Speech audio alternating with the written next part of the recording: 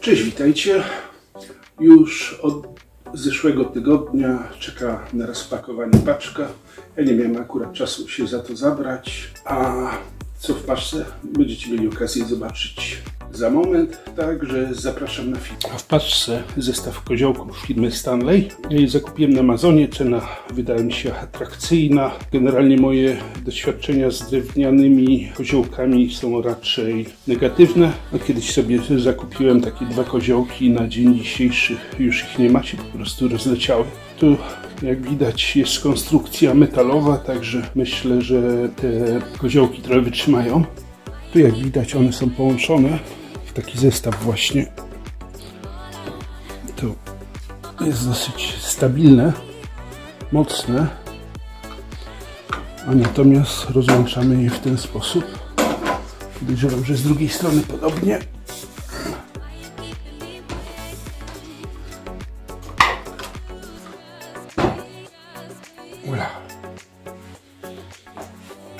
Także w tym momencie mamy już dwa koziołki, a waga jednego koziołka to 2 kg 700 g.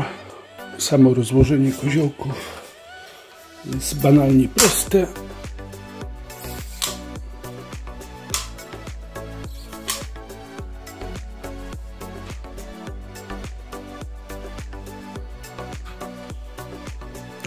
Jak widać, tutaj są takie zaczaski blokujące.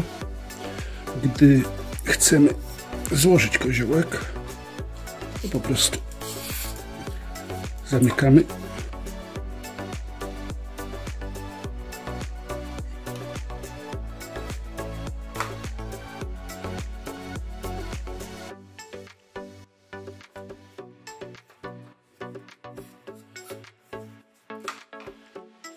Także rozłożenie banalnie proste, złożenie troszkę bardziej skomplikowane.